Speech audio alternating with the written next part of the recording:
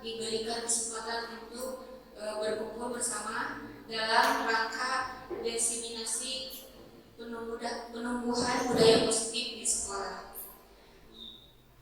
Sebelum kita lanjutkan, marilah kita panjatkan puji dan syukur kehadirat Allah Subhanahu wa taala, karena dengan berkat kudrat dan iradatnya kita bisa bernapas sampai saat ini. Shalawat dan salam marilah kita limpahkan kepada junjungan kita Nabi besar Muhammad SAW.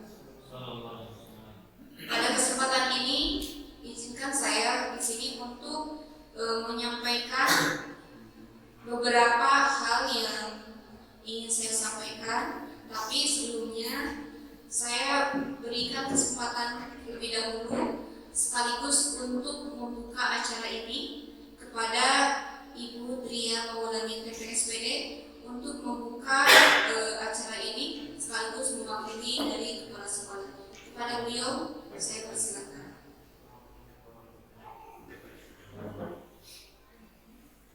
Bismillahirrahmanirrahim. Assalamualaikum warahmatullahi wabarakatuh. Waalaikumsalam warahmatullahi wabarakatuh. Alhamdulillahirabbil alamin, kita panjatkan puji dan syukur kehadirat Ilahi Rabbi bahwa pada hari ini di kesempatan yang berbahagia kita bisa berkumpul untuk mengikuti kegiatan diseminasi yang akan disampaikan oleh Ibu Siti Nafisa nanti. Saya di sini mewakili Bapak Kepala Sekolah yang kebetulan berhalangan hadir, tapi beliau sudah memberikan izin kepada saya untuk memberikan sepatah dua patah kata dalam rangka kegiatan diseminasi yang akan dilaksanakan oleh Ibu Siti Nafisa. Mudah-mudahan kegiatan diseminasi ini yang merupakan bagian dari tugas CGP yang diikuti oleh Ibu Siti Nafisa dari awal sampai akhir berjalan dengan lancar sesuai dengan yang diharapkan. Kita patut bersyukuri karena pada kesempatan ini guru kita Ibu Siti Nafisa salah satu di sekolah kita yang bisa melaksanakan kegiatan atau melaksanakan atau mengikuti urutan kegiatan dari calon guru penggerak. Mudah-mudahan ini juga menjadi amal kebaikan atau salah satu jalan kebaikan bagi Ibu Siti Nafisa sendiri dan juga bagi kita semua karena memperoleh informasi-informasi yang terbaru. Mungkin hanya itu yang bisa saya sampaikan. Sekian. Assalamualaikum warahmatullahi wabarakatuh.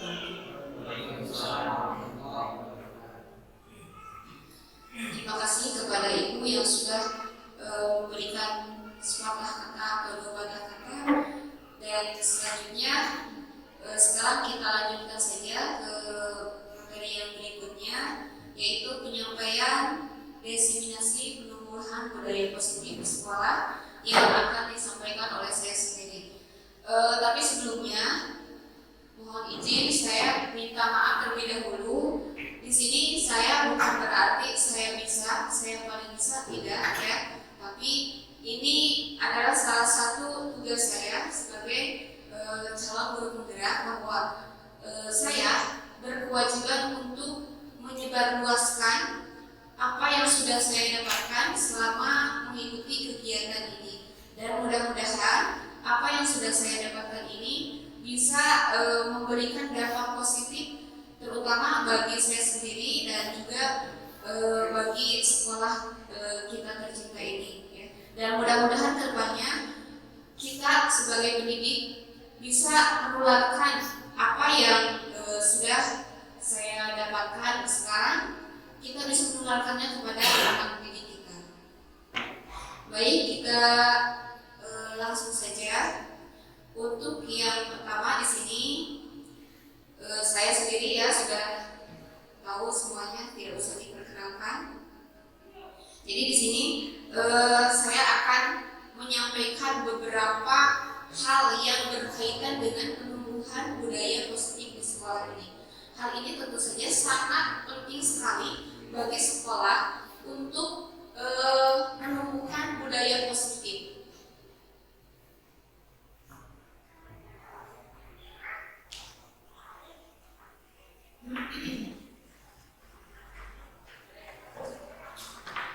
Nah, yang pertama di sini materi yang akan saya sampaikan di sini ada 6 materi. Yang pertama ada disiplin positif dan nilai-nilai kebajikan universal. Yang kedua ada teori motivasi, hukuman dan penghargaan serta restitusi. Dan yang ketiga ada keyakinan kelas. Yang keempat ada kebutuhan dasar manusia dan dunia berkualitas. Yang kelima ada restitusi. Di sini di dalam restitusi nanti akan dibahas tentang 5 posisi kontrol. Dan yang terakhir ada restitusi. Di sini yang akan dibahas adalah segitiga restitusi ya, atau penerapannya.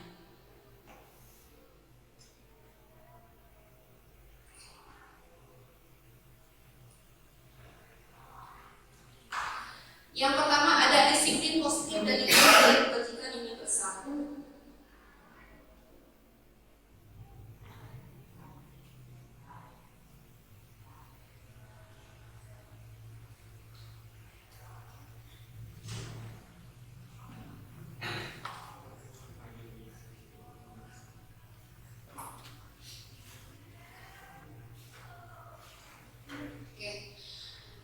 Tentu saja di sekolah atau suatu sekolah, disiplin positif itu hal yang sangat penting untuk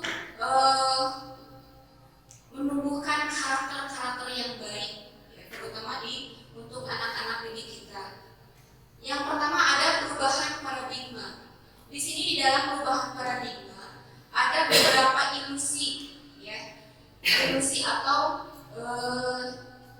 ilusi itu kata kita anggapan ya, mungkin anggapan ya seperti itu. Padahal ini sangat bertentangan sekali. Yang pertama ada ilusi bahwa guru itu mengontrol murid. Ya. Pada dasarnya murid itu sebetulnya tidak bisa dikontrol. Tapi yang sebetulnya yang bisa mengontrol murid itu adalah dirinya sendiri, ya, dirinya sendiri. Jadi bukan guru mengontrol murid, itu hanya ilusi saja. Terus yang kedua, ilusi bahwa semua penguatan positif efektif dan bermanfaat. Nah di sini juga ini merupakan bahwa penguatan positif itu efektif dan bermanfaat. Padahal ini hanya ilusi saja. Sebagai contoh, misalkan begini, kita memberikan sebuah reward kepada anak yang misalnya melakukan hal-hal yang baik misalnya. Jika seandainya reward tersebut kita terus-menerus diberikan kepada anak tersebut, ya, kepada anak yang melakukan hal yang baik misalnya, nah maka reward tersebut itu justru akan bernilai negatif, ya. Negatifnya di mana? Negatifnya yaitu anak tersebut nanti akan ketergantungan. Jadi jika seandainya anak tersebut misalnya suatu saat anak itu melakukan hal-hal yang baik, terus kita lupa tidak memberikan reward, maka anak tersebut akan merasa kecewa gitu. Saya sekarang kenapa saya melakukan hal baik tapi saya tidak dikasih reward?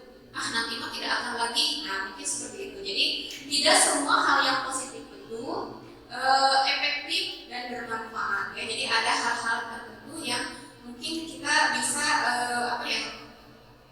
membatasinya. Terus yang selanjutnya ada ilusi bahwa orang dewasa memiliki hak untuk memaksa. Nah di sini juga sebetulnya ini hanya ilusi saja atau tidak boleh ya, kita tidak boleh memaksa orang lain. Kenapa? Karena orang lain pun mempunyai hak, ya, mempunyai hak dan kita sebagai orang dewasa itu tidak bisa memaksakan. Jika seandainya kita terus memaksakan kepada orang lain, maka akan terjadi yang namanya terpaksa. Jadi anak itu akan tumbuh keinginan itu bukan dari dalam dirinya, tapi mungkin dia itu melakukan hal-hal baik, tapi karena dia merasa terpaksa takut dihukum, terpaksa takut diberikan hal-hal yang lain misalnya, diberikan tugas dan yang lain sebagainya. Jadi di sini kita sebagai orang dewasa di sini sebetulnya tidak memiliki hak untuk memaksa orang lain, ya, terutama berarti kita sebagai guru sebetulnya tidak ada hak untuk memaksa anak-anak. Jadi intinya kita sebagai guru bukan seharusnya untuk memaksa, Tapi tugas kita adalah untuk menumbuhkan motivasi intrinsik dari dalam dirinya. Bagaimana anak tersebut supaya misalkan melakukan hal-hal baik itu bukan dari perasaan dari kita, bukan dari misalnya sebab misalnya takut dihukum oleh guru dan sebagainya, tapi harus berdasarkan dari motivasi intrinsik, ya. Jadi bukan dari ekstrinsiknya, ya. Jadi supaya nanti pas melakukan hal-hal yang baik, mau ada reward mau tidak, anak itu sudah sudah biasa, ya. Sudah biasa, jadi tidak merasa terpaksa. Yang selanjutnya di sini adalah makna disiplin. Ya. Tujuan dari disiplin positif adalah menanamkan motivasi pada murid kita, yaitu untuk menjadi orang yang mereka inginkan dan menghargai diri sendiri dengan nilai-nilai yang mereka percaya. Ketika murid-murid kita memiliki motivasi tersebut, mereka telah memiliki motivasi intrinsik yang berdampak jangka panjang. Motivasi yang tidak akan terpengaruh pada adanya hukuman atau hadiah. Mereka akan tetap berperilaku baik dan berlandaskan nilai-nilai kebajikan karena mereka ingin menjadi orang yang menjunjung tinggi nilai-nilai yang mereka hargai atau mencapai suatu tujuan mulia. Jadi di sini jelas bahwa sebetulnya disiplin itu bukan berarti hanya toh mentaati aturan yang sudah dibuat saja. Tapi intinya di sini bahwa disiplin itu adalah menanamkan motivasi intrinsik pada diri siswa, ya. Jadi itu yang paling utamanya. Sehingga jika seandainya motivasi intrinsiknya sudah tertanam dalam diri siswa tersebut, maka tadi anak tersebut tidak akan terpengaruh oleh yang namanya hadiah ataupun reward. Anak akan selalu berperilaku positif sesuai dengan, karena mereka sudah meyakini bahwa hal tersebut merupakan hal atau nilai-nilai yang baik, ya. Jadi intinya kita sebetulnya di sekolah itu tidak usah ada hukuman sebetulnya. Justru kalau dengan adanya hukuman, anak mungkin akan merasa terbebani dan sebagainya. Tapi tugas kita intinya menumbuhkan motivasi intrinsik tersebut. Kita lanjut.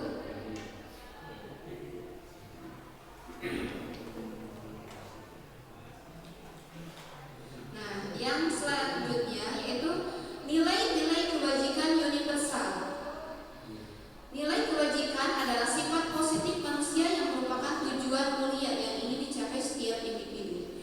Di sini untuk nilai-nilai kebajikan universal sudah dirangkum dalam beberapa nilai, ya. Yang pertama di sini ada profil pelajar Pancasila, di mana di sini di dalam profil pelajar Pancasila di sini mempunyai 6 dimensi, ya, yang dimana keenamnya itu merupakan nilai-nilai kebajikan di dalamnya. Yang pertama ada beriman, bertakwa kepada Tuhan Yang Maha Esa. Yang kedua mandiri, ketiga bernalar kritis, keempat berkebinekaan global, kelima gotong royong, dan keenam kreatif. Nah, itu salah satu nilai-nilai kebajikan universal yang seharusnya kita tanamkan kepada murid-murid kita, ya. Yang kedua ada proyek nilai-nilai kebajikan. Di sini ada peduli, rajin, integritas, menghormati, tanggung jawab, kebersihan, bijaksana, semangat, percaya diri, toleransi, keadilan, kejujuran, dan lain-lain. Nah, nilai-nilai kebajikan ini adalah nilai-nilai yang harus kita tanamkan terhadap siswa kita atau terhadap murid-murid kita, supaya murid-murid kita ini mempunyai nilai atau budaya-budaya positif, ya. Karena kalau misalkan nilai-nilai tersebut sudah membudaya, maka akan tercipta suasana belajar yang ramah, yang nyaman, dan sebagainya. Anak akan merasa nyaman berada di sekolah, akan merasa betah berada di sekolah jika seandainya budaya positif ini sudah berkembang di sekolah kita.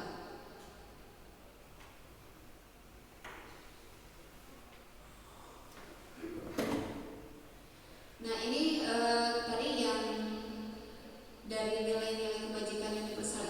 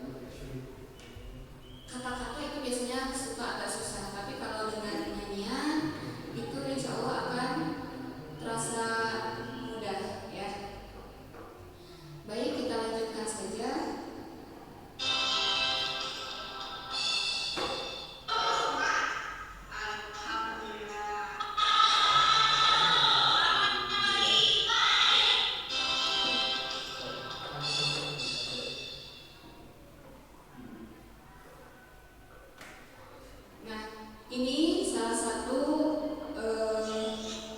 gambaran ya, disiplin positif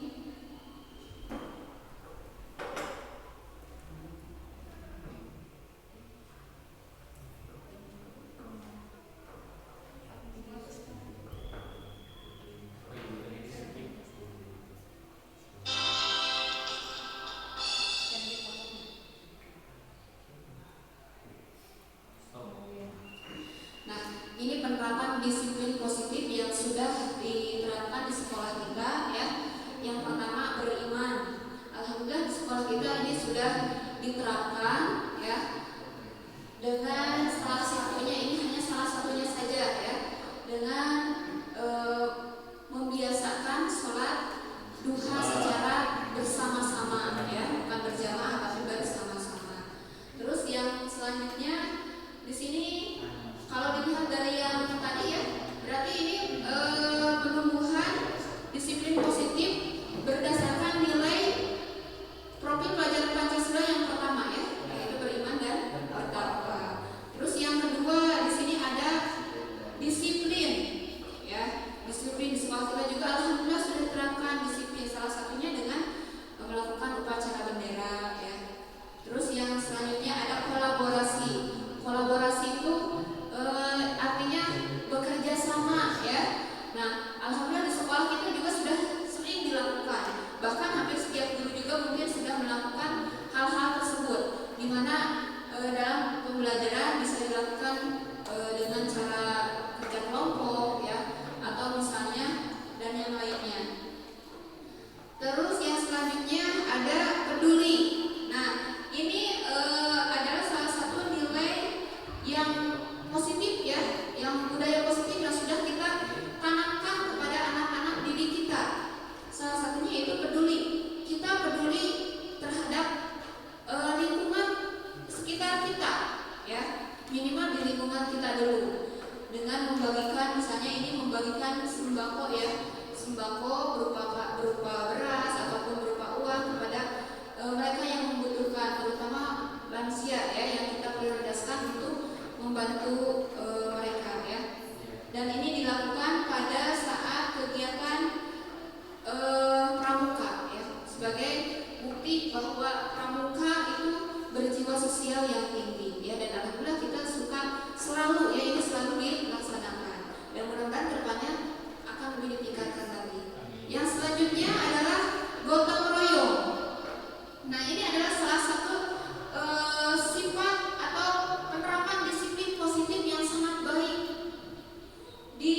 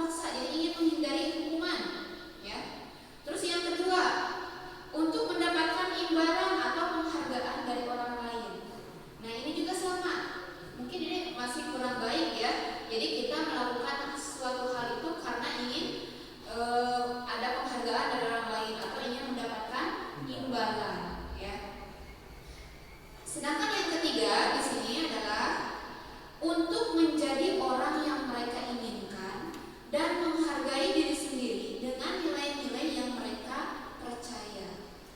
Nah, ini merupakan motivasi tertinggi yang harus kita tumbuhkan atau yang harus kita tanamkan kepada setiap individu, baik diri kita sendiri ataupun kepada siswa ya, atau kepada murid. Jadi intinya anak itu jangan melakukan sesuatu itu karena ingin menghindari hukuman misalnya atau menghindari ketidaknyamanan.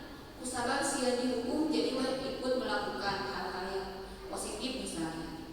Jadi bukan dari jadi dorongannya ini berarti dorongan ekstrinsik ya, karena takut oleh orang lain atau takut dengan hukumannya.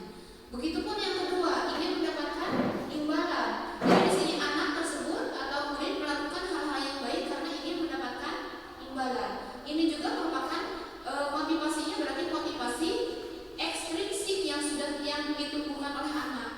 Sedangkan motivasi ekstrinsik itu tidak akan tumbuh secara lama. Jadi ada suatu waktu akan ada yang namanya seperti tadi misalnya kalau seandainya tidak dihargai atau tidak mendapatkan penghargaan, anak itu akan merasa buat apa melakukan hal ini karena tidak akan mendapatkan penghargaan misalnya. Tapi kalau misalkan kita menumbuhkan motivasi yang ketiga di sini untuk menjadi orang yang mereka inginkan ya, dan menghargai diri sendiri dengan nilai-nilai yang mereka percaya. Berarti di sini yang ingin kita tumbuhkan untuk yang ketiga adalah motivasi intrinsik, dan ini akan berjangka panjang. Jadi mau ada yang memberikan penghargaan atau ada yang mendukung atau tidak, anak akan terus melakukan karena mereka percaya bahwa hal tersebut adalah nilai-nilai yang baik ya, nilai-nilai yang baik. Dan sebetulnya jika seandainya mereka melakukan hal-hal yang baik itu adalah menghargai dirinya sendiri ya, menghargai dirinya sendiri. Yang selanjutnya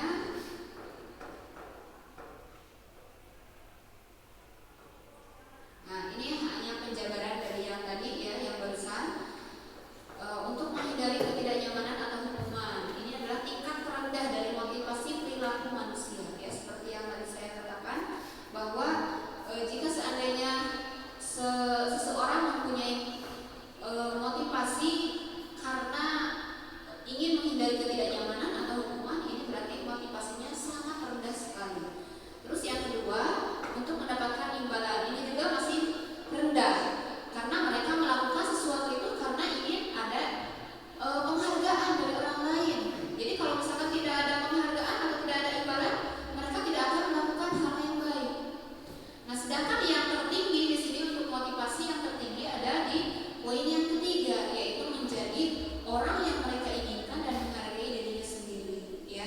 Jadi pepatah mengatakan kan gini, jika seandainya kita ingin dihargai oleh orang lain, maka kita harus bisa menghargai orang lain ya.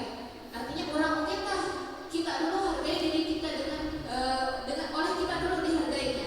Bagaimana caranya? Misalnya kalau kita sebagai pendidik nih, kalau misalnya ingin dituruti oleh anak atau dihargai oleh anak, misalnya datang ke sekolah tepat waktu misalnya, itu kan bukan berarti saya mah supaya dikasih nilai sama Pak KS bagus misalnya, saya ingin ke sekolahnya pagi-pagi, takut ada Pak KS misalnya, sekarang pagi-pagi pas Pak KS-nya nggak ada jadi siang. Nah, itu berarti motivasinya motivasi ekstrinsik, masih belum bagus ya.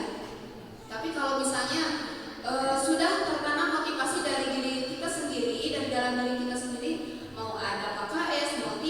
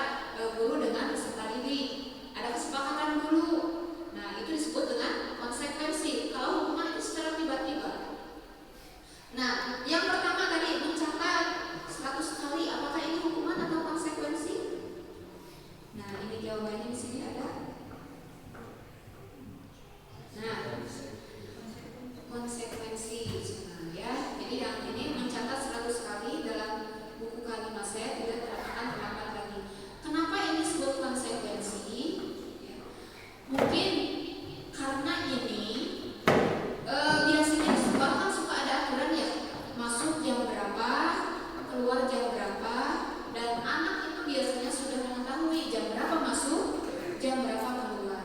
Maka di sini disebut sebagai konsekuensi karena anak sudah mengetahui aturannya di sekolah jam berapa masuk, ya. Terus yang kedua, lari mengenai lapangan basket 2 kali karena terlambat hadir di sekolah. Nah, yang ini disebut dengan hukuman, ya, karena menghukum anak dia langsung mengelilingi lapangan basket, ya. Terus yang selanjutnya membersihkan coretan di bangkunya yang dibuat di meja tulis. Nah, ini konsekuensi. Jadi anak itu sudah dikasih tahu kalau mau coret-coret di buku, jangan mencoret-coret di bangku, ya. Jadi seandainya ada anak yang mencoret-coret terus kita menyuruh untuk membersihkannya lagi, nah itu adalah sebuah konsekuensi, ya. Terus yang selanjutnya mengganti kertas tugas teman yang telah dicoret-coret. Ini juga adalah konsekuensi karena kita melanggar aturan, ya. Misalkan kertas tugas teman masa kita coret-coret, ya, itu berarti konsekuensi. Dan yang terakhir berjemur di lapang pukul 12 siang karena mengobrol dengan teman. Nah, ini adalah sebuah hukuman.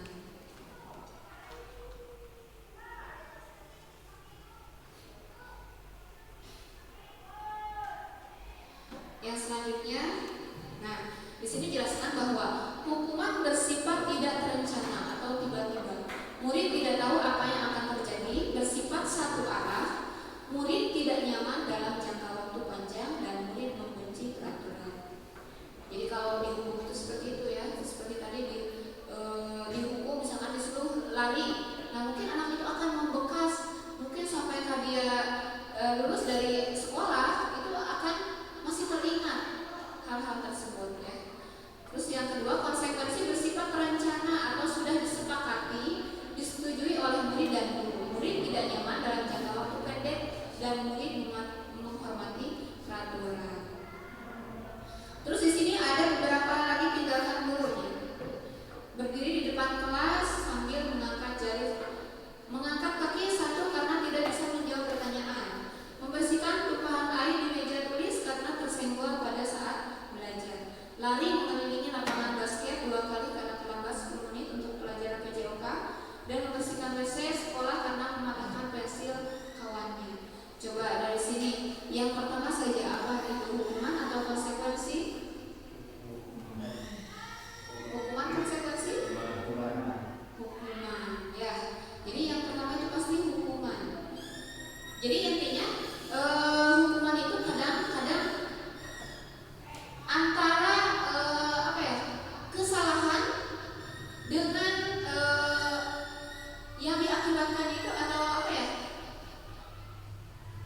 kan sebab akibat mungkin, ya, sebabnya apa, akhirnya akibatnya apa, jadi tidak nyambung gitu kan, tidak nyambung. Kalau hukuman biasanya seperti itu, seperti ini, berdiri di depan kelas sambil mengangkat kaki karena tidak bisa menjawab pertanyaan.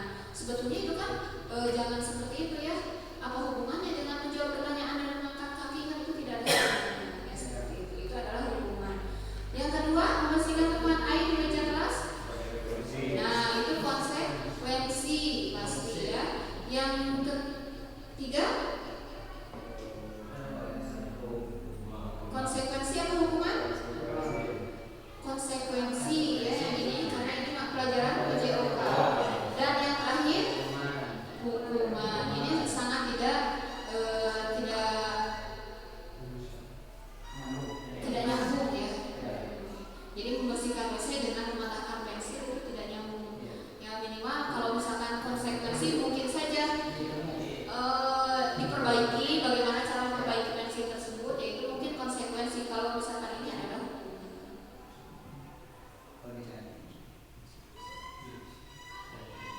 Nah, betul, ya, yang barusan? Nah, betul, jawabannya betul. Oke, yang selanjutnya. Nah, ini ada dihukum oleh penghargaan. Di sini ada Alpikon, ya, mengemukakan baik penghargaan maupun hukuman adalah cara-cara mengontrol perilaku seseorang yang menghancurkan potensi untuk pembelajaran yang sesungguhnya. Menurut Kon, secara ideal tindakan belajar itu sendiri adalah penghargaan sesungguhnya.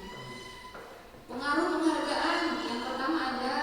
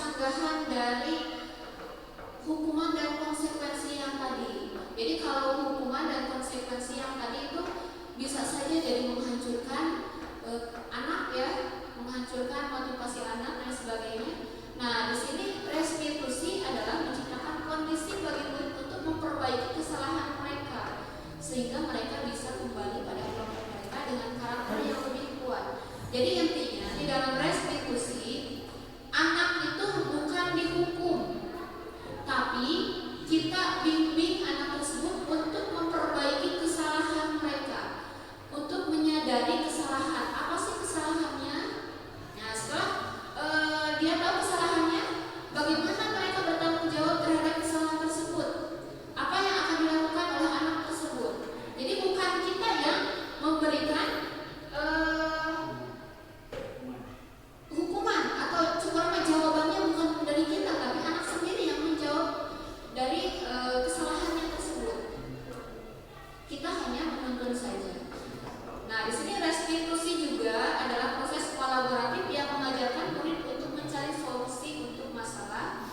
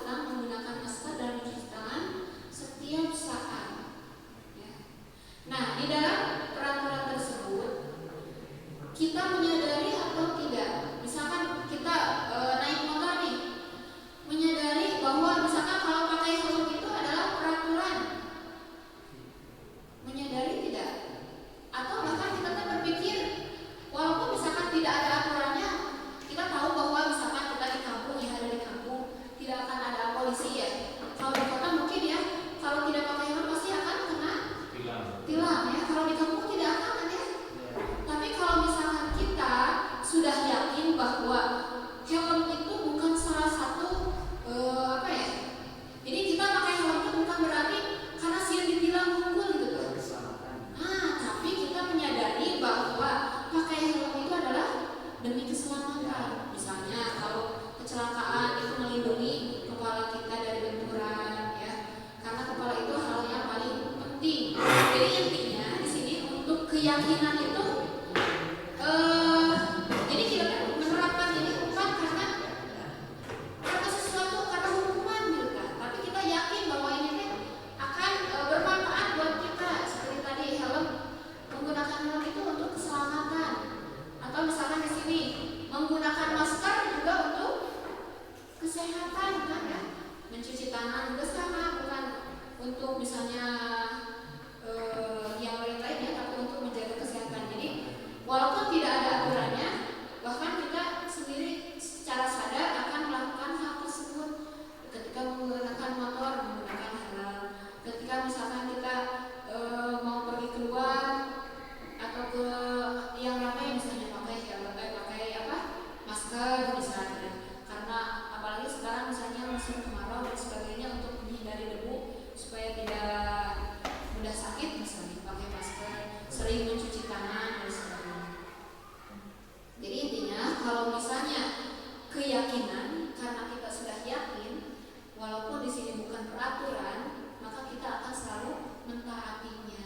Ya, jadi di sini kenapa tidak peraturan kelas saja, tapi di sini keyakinan. Maksudnya seperti itu ya. Nah, tadi di sini sudah dibahas ya. Jadi ini kemungkinan jawabannya Bapak Ibu adalah untuk keselamatan. Yang kedua untuk kesehatan dan keselamatan juga.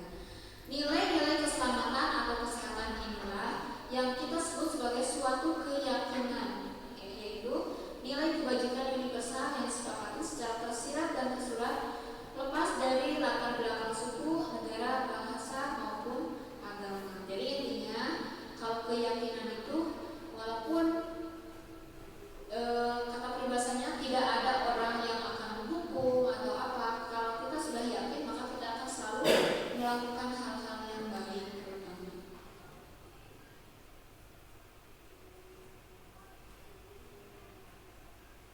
Yang selanjutnya, pembentukan keyakinan kelas atau sekolah.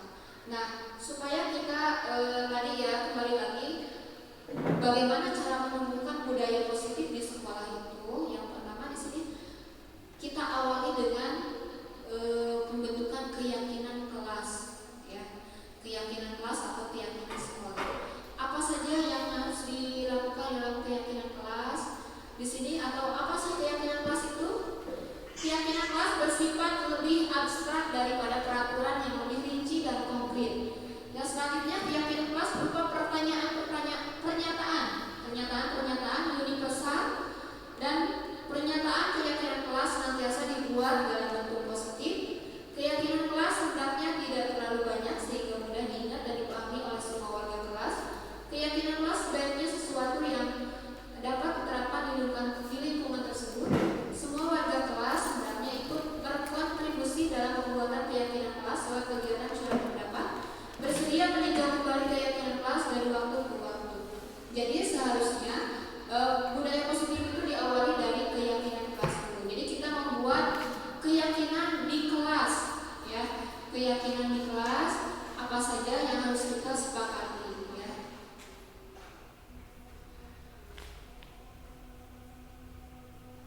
Nah, ini adalah salah satu penerapan keyakinan kelas.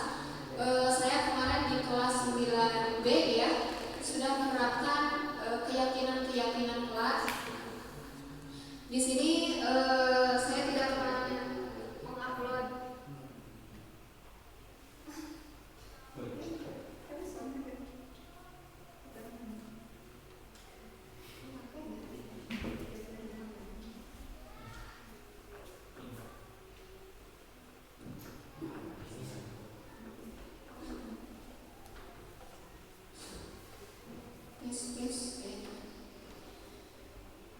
Saya di sini tidak mau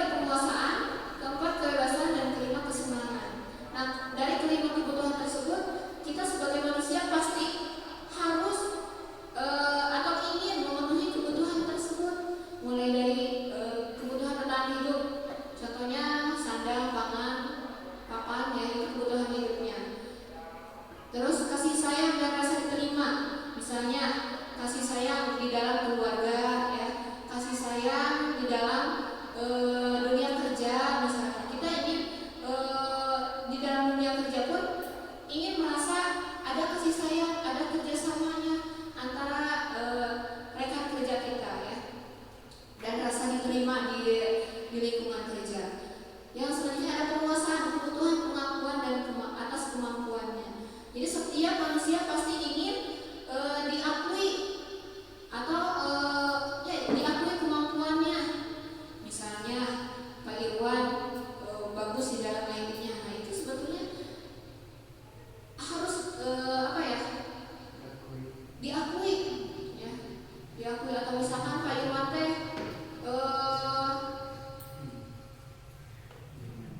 jago main bola misalnya. Nah, itu juga sama, ya, ingin ada pengakuan dari orang lain, dari kemampuannya. Oh, Irwan mampu di dalam sepak bola misalnya. Terus kebebasan. Nah, kebebasan pun sama, ya, setiap manusia ingin memenuhi kebebasannya. Contoh kebebasan dalam memilih, ya, seperti tadi anak itu tidak bisa dipaksakan ke orang beda. Sebab apa? Sebab anak itu mempunyai keinginan untuk memenuhi kebutuhan hidupnya, itu kebebasan. Tapi mungkin di sini kita hanya mengarahkan saja kebebasan mana yang harus dipenuhi, ya, karena di sini ada dua hal yang berbeda, ada yang positif, ada yang negatif. Bagaimana cara kita mengarahkan anak tersebut supaya menjadi positif, ya. Dan yang terakhir ada kesenangan, kebutuhan kesenangan. Jadi merasa senang, happy, kurang-kurangnya menggawe terus merasa jenuh. Kita berusaha atau butuh untuk refreshing dan sebagainya. Yang selanjutnya, nah ini ada video sedikit.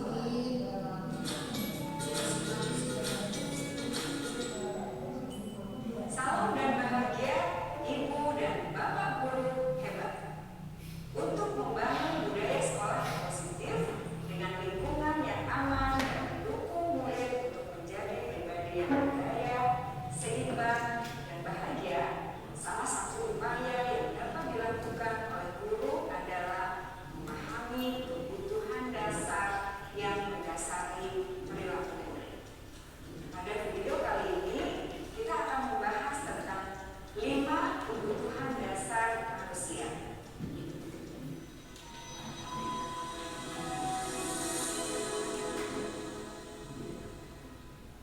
Ki Hajar Dewantara dalam salah satu kutipannya menyatakan, kita ambil contoh perbandingannya dengan hidup tumbuh-tumbuhan. Seorang petani dalam hakikatnya sama kewajibannya dengan seorang pendidik yang menanam padi misalnya. Hanya dapat menuntun tumbuhnya padi. Ia dapat memperbaiki kondisi tanah, memelihara tanaman padi, memberi pupuk dan air, membasmi ulat-ulat atau jamur-jamur yang mengganggu hidup tanaman padi, dan lain sebagainya.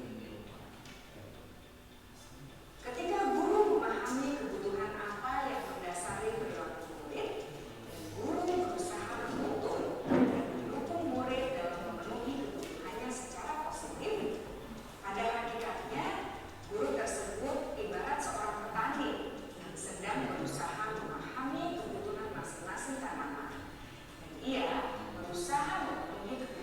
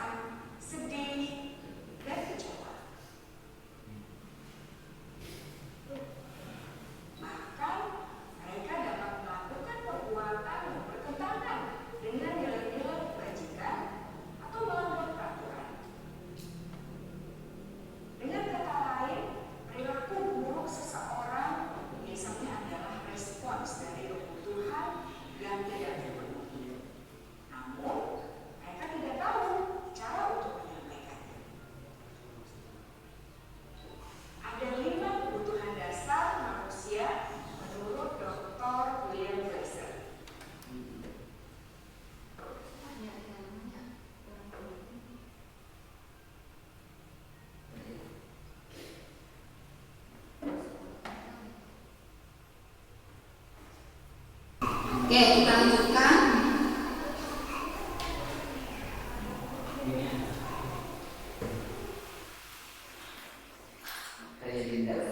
yang selanjutnya, kebutuhan apa yang sedang berusaha dipenuhi? Di sini ada sebuah kasus ya.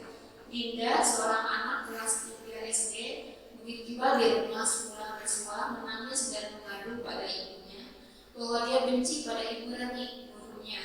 Menurut Anda, kebutuhan apa yang berusaha dipenuhi oleh Dinda? Jika jawabannya seperti ini, bila Anda berada dalam posisi ibu Rani dan mendengar informasi dari ibunya Dinda tentang perasaan Dinda hari itu, apa yang akan Anda lakukan pada Dinda besok ketika Dinda masuk sekolah agar kebutuhan Dinda terpenuhi? Nah, jadi seperti yang tadi dikatakan, setiap tindakan atau tingkah laku manusia itu sebetulnya adalah cara mereka untuk memenuhi kebutuhan dasarnya. Tapi untuk memenuhi kebutuhan dasar tersebut ada yang bersifat positif, ada yang negatif. Nah, dari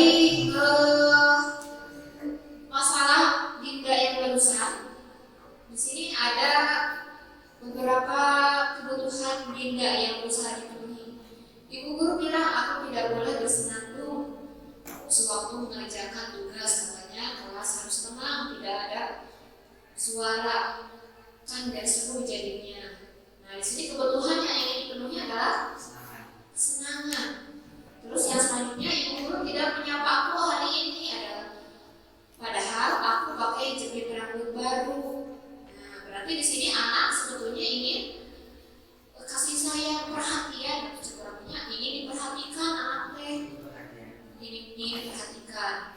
Terus yang selanjutnya, aku bosan, masa belajarnya cuma gitu-gitu aja, dengerin ibu guru aja. Nah, anak itu sebetulnya ingin kebebasan, ya. Dan yang selanjutnya, aku sebel, gambarku tidak rapi, malah ibu guru menunjukin ke teman-temanku di depan kelas. Nah, di sini ada kebutuhan penguasaan, ya.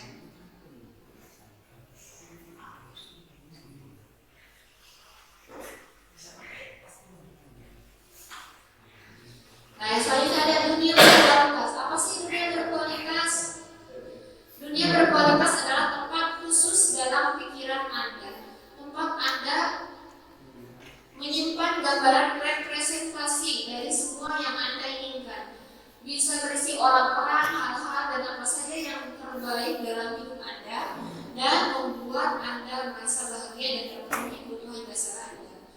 Menurut Dr. William Glasser menyebutkan seperti semacam album foto sehingga isinya tidak akan terlalu banyak, hanya terdiri dari beberapa hal saja yang sangat signifikan dan benar-benar terbaik dalam hidup Anda yang membuat hidup Anda menjadi lebih bermakna. Kebutuhan dasar bersifat lebih umum dan universal, sedangkan dunia berkualitas lebih unik dan personal.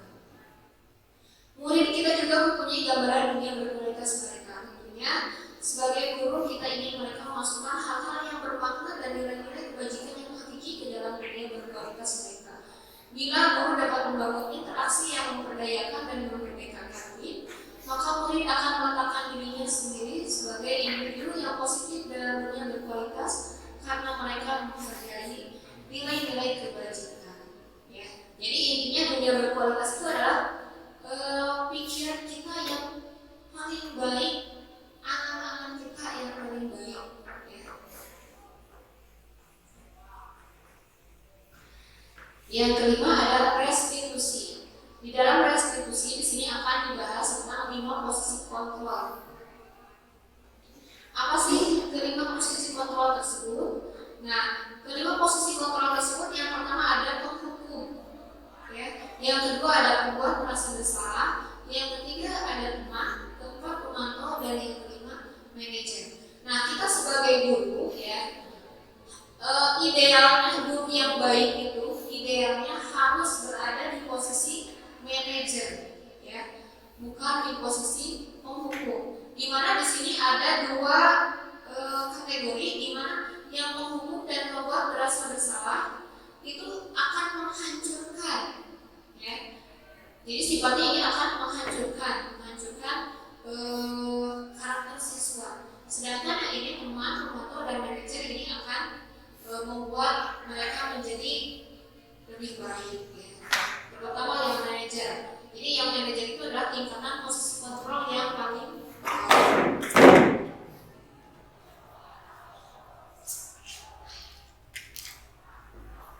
Nah, di sini ada sebuah video yang menjelaskan tentang 5 posisi kontrol tersebut.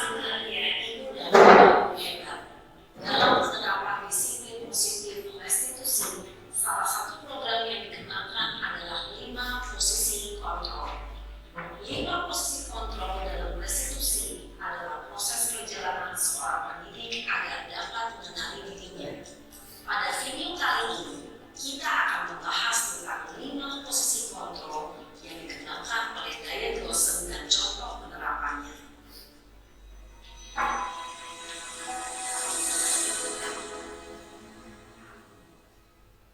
5 posisi kontrol itu adalah 1.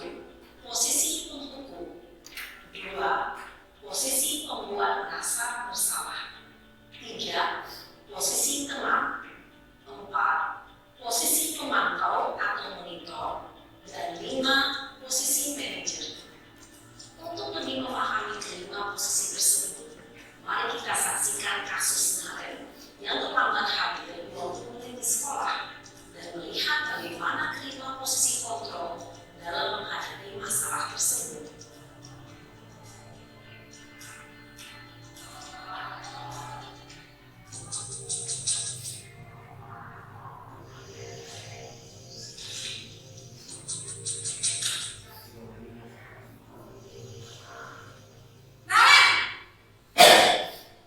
Sini kamu. Ibu. Selalu terlambat. Kamu deh pasti terlambat. Aku, saya, Apa? Apa coba? Alasan kamu apa lagi? Kapan sih kamu tidak terlambat? Malas sekali ya kamu jadi anak. saya, Dasar pemalas. Gak kapok-kapok sih kamu. Sudah berapa kali terlambat? Sana, kamu keliling lapangan basket 2 kali. kenapa saya harus keliling lapangan basket, Bu? Kenapa? Kamu melawan ibu? Berani-beraninya jawab. Sudah terlambat, masih berani jawab enggak? Sekarang, keliling lapangan basket 5 kali sekalian. Biar Paku. Cepat. Pergi sana ke lapangan basket. Posisi penghukum biasanya berbicara dengan nada tinggi, menghardik, menunjuk-nunjuk, menyakiti, dan menyindir. Hukuman bisa berupa fisik maupun psikis. Ibu dan bapak guru hebat, dampak yang terjadi pada murid ketika guru berada pada posisi penghukum adalah murid cenderung akan memberontak, bahkan menyimpan dendam.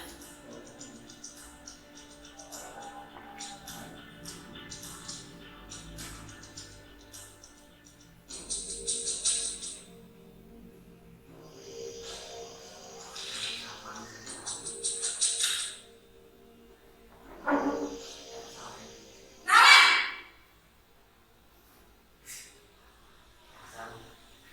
Selamat pagi, Bu. Naren!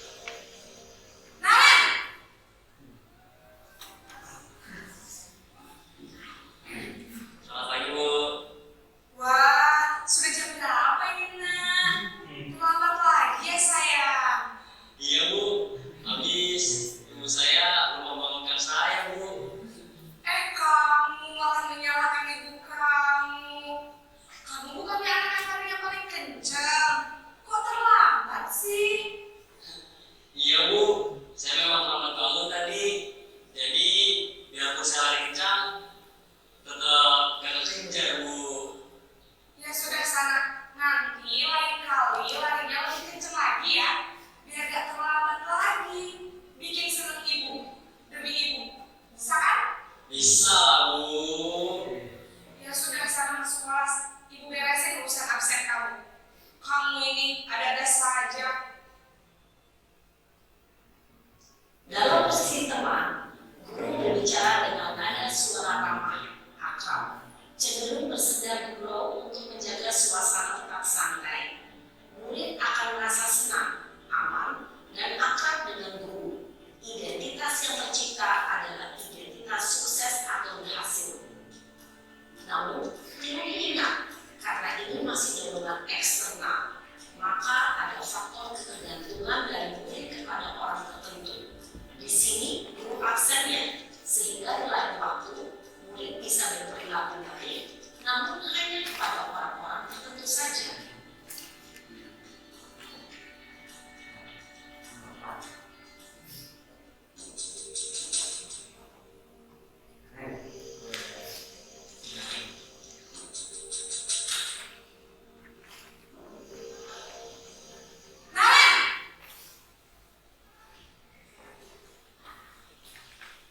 Selamat pagi, Bu. Naren, apa peraturan sekolah kita tentang jam berapa kita harus masuk sekolah, Nak?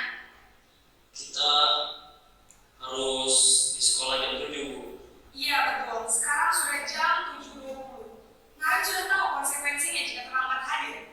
Paham, Bu?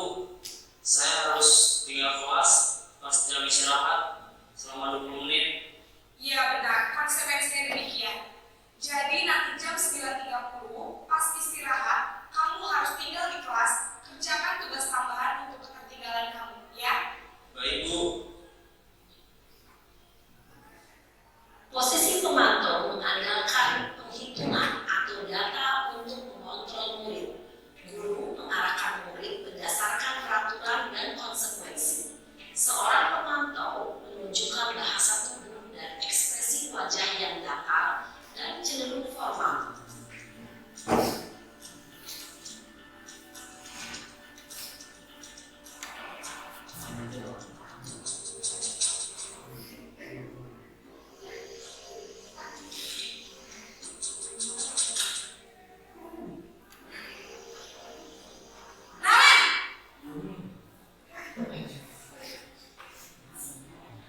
Selamat pagi, Bu.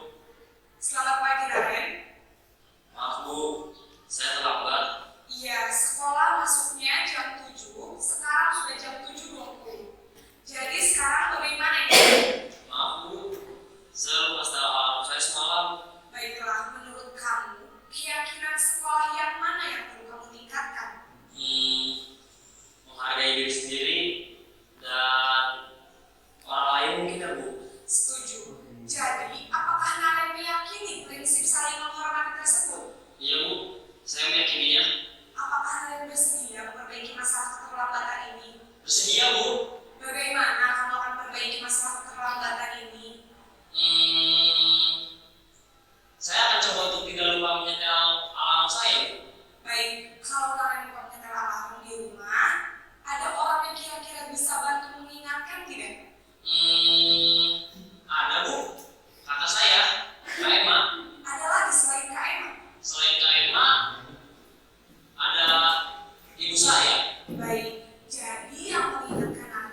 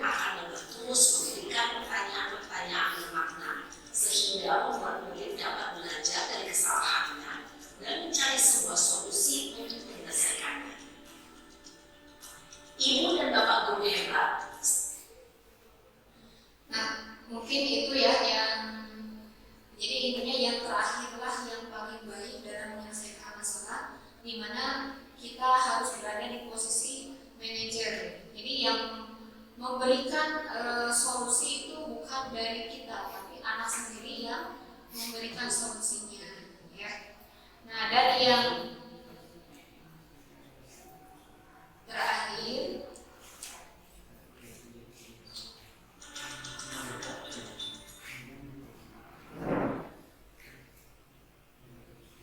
di sini ada beberapa pertanyaan, misalnya saya kecewa sekali dengan kamu. Nah, siapa yang mengatakannya di sini?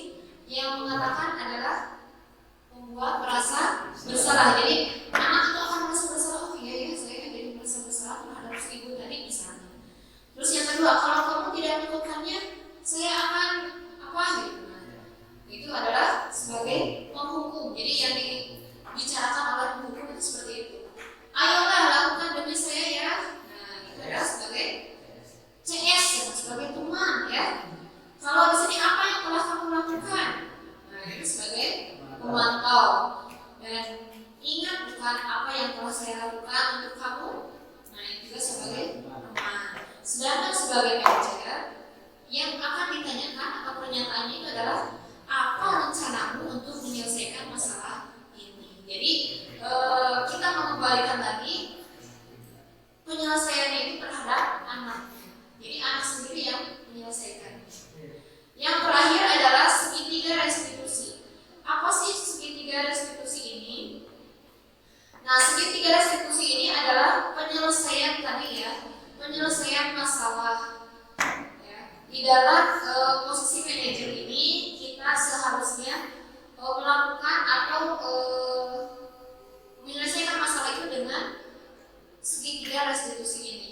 Di mana yang paling bawah ini ada menstabilkan identitas. Yang di bawah itu. Untuk apa menstabilkan identitas? Nah, menstabilkan identitas ini gunanya untuk jadi anak itu merasa tidak sendirian. Anak merasa tidak apa ya? Tidak merasa bersalah sendiri gitu. Nah, di sini ada penjelasannya ya.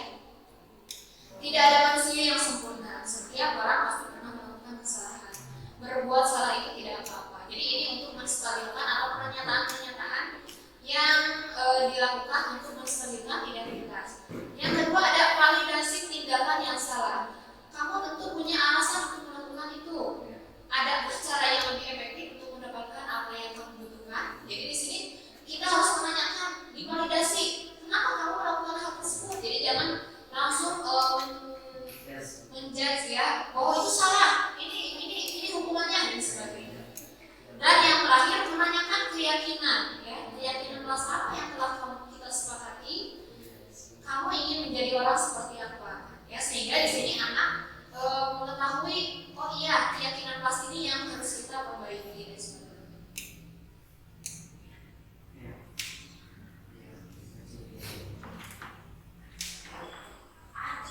Nah, ini salah satu contoh penerapan segitiga restitusi yang saya lakukan.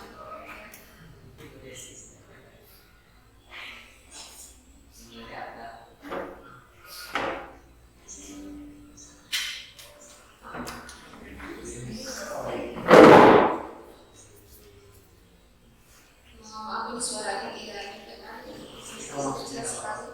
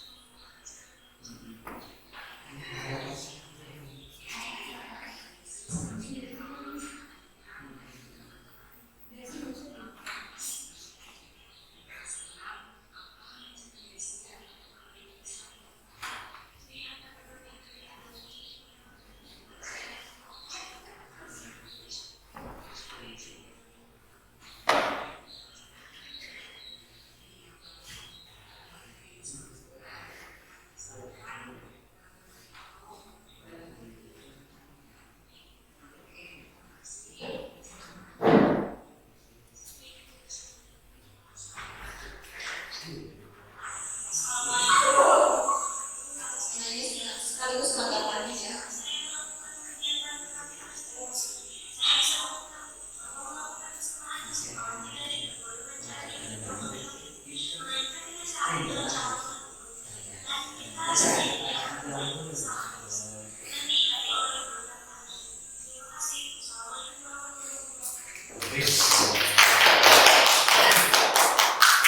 Oke, nah mungkin itu saja yang bisa disampaikan. Apakah ada yang mau ditanyakan dulu? Apakah sudah cukup? Cukup. Oke, jadi intinya kita sebagai guru ya, intinya harus bisa menanamkan budaya positif tersebut terhadap siswa dengan cara-cara yang positif juga ya. Terus di dalam menyelesaikan masalah kita harus memposisikan diri kita sebagai posisi manajer ya, sebagai posisi atau berada di posisi manajer, di mana dalam menyelesaikan masalah itu bukan dari kita, tapi anak sendiri yang menyelesaikan masalahnya. Kita hanya menuntun saja bagaimana anak menyelesaikan masalahnya ya. Nah mungkin itu saja yang dapat saya sampaikan, kurang dan lebihnya mohon maaf. Kalau yang kurangnya itu semata-mata kekurangan diri saya sendiri, dan lebihnya itu adalah kebaikan dari Allah Subhanahu wa Ta'ala. Mungkin hanya itu saja. Bila itu